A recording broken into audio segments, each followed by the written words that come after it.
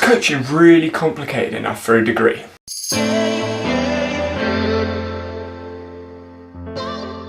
I'm Danny Hatcher, looking to educate your coaching journey. Now, I did my BSc in sports coaching at the University of Brighton in England. I have done 3 years of sports coaching as a degree and graduated now. I'm now doing my master's degree in strength and conditioning. What we're going to discuss today is whether I basically wasted 3 years of my life. Some questions that spring to mind are, is the degree really worth it, and what did I get out of it, what did I learn that I couldn't learn elsewhere? So my first year in sports coaching was after I'd just done my A-levels, obviously, in the UK. I'd done PE A-levels, so a lot of the stuff that we were doing in first year was very repetitive. And I found it pretty boring, not going to lie. Having said that, first year was very much get rid of the people that didn't want to be on the course, that were just at the university to drink, or the people that wanted to change career paths because they either thought sports coaching was too challenging, too easy, etc, etc. Moving on to second year, I was thinking about changing course because, like I said, first year was very, very simple for me. It was sort of listing things that were new, like communication is important, inclusion is important. Well, I think that's a given, and it's something that's told you in all of your national governing body courses. So I've done football, handball and trampoline at this point. But in second year, some of the words that some of my lecturers were using were going straight over my head, and I was thinking, is this just a load of rubbish? Are these just big words used to explain simple terms, or is there more to it? So I decided to carry on throughout the second year, and subsequently found that there is much more to coaching than what I thought going into my first year. So there were two main words that stick in my mind second year that I came across, and I was like, what is that? One of them is pedagogy, and the other one epistemology. What the hell is that? I mean, even now, like, those words. What second year also helped me realise is that some of the words that I use, some of the words that we use in everyday life have much more meaning to, and there's a lot more things behind what the word actually means than just what's on the surface. It's not just a superficial word or meaning. There's actually a lot to support or back up why and how you can do certain things. So I remember a specific lecture in second year. It was fairly close to the beginning of the year, which definitely made me stick on, and it was a conceptual framework for what effective coaching is. Now, I thought, I think I know what effective means, and I know what coaching means, so I thought, this is going to be easy. And after reading the article from Coate and Gilbert, if memory serves, they explained coaching in three different areas. You got coaching knowledge, athlete outcomes, and then coaching context. And those areas just get bigger and bigger and bigger the more you look at them. So coaching knowledge can go to professional knowledge, interpersonal knowledge, intrapersonal knowledge, and then within all those knowledge bases, it just gets bigger and bigger, and you think, oh, okay, maybe effective coaching is more complicated than I thought. Same with athlete outcomes and coaching context. Looking back on it now, it's fairly obvious that all these things were needed, but it was like a slap in the face of there is more to it than just effective. Oh yeah, they've learnt that thing, I am now effective.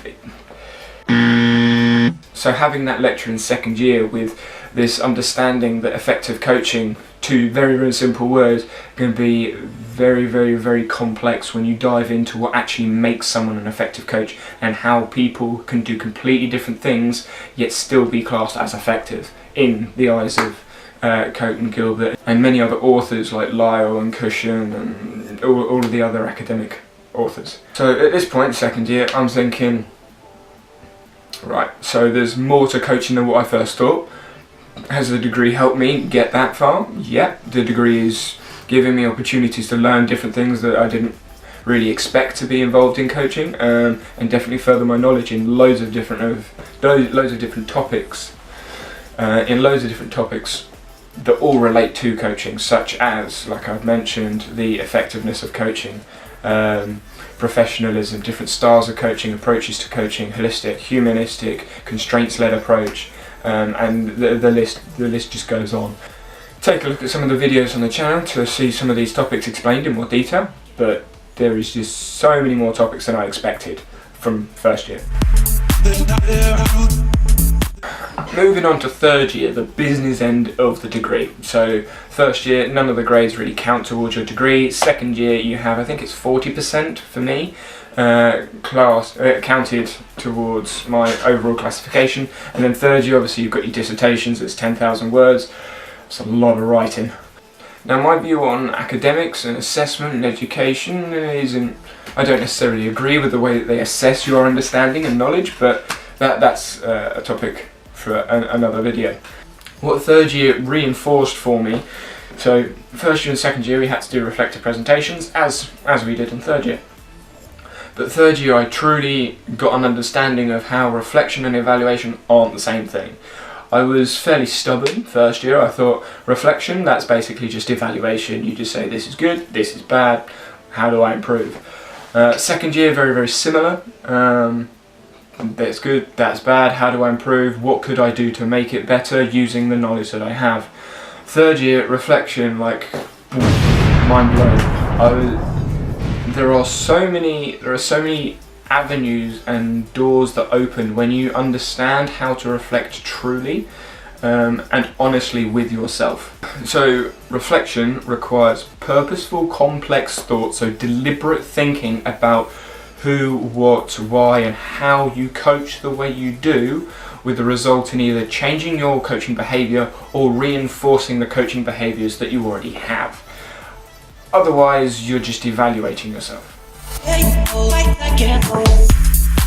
Having said all of that about 3 years in my degree and having graduated my degree, is a degree really worth it in coaching? To do a national governing body course, you're not really going to find out anywhere near enough information to be an effective coach. What you will find out is how to start your coaching journey. So how do you push on from that development? You can either do a degree like I did, or find other resources that will allow you to develop your knowledge of like your coaching knowledge, your interpersonal knowledge, intrapersonal knowledge and all the rest of it, but you need to have a way to develop. So is a degree worth it? 100%, purely just because of the development you'd get as an individual. That I'm talking obviously from my degree, but if you're becoming a coach through an NGB qualification, then there will be limitations and restrictions to what you can learn, purely just because you don't have access to most of the academic journals just by doing an NGB. Having said that, do you need a degree to be a coach? No. To be an effective coach, I would say that you'd either need a degree or the understanding at a degree level, at least an undergraduate level, to be a true effective coach. That doesn't mean that you can write loads of essays and you're really, really academic and you read loads and loads of articles and journals. It's the practical application of the knowledge as a coach. Like, that's where I'm going. It's the practical application of an undergraduate understanding of what coaching is.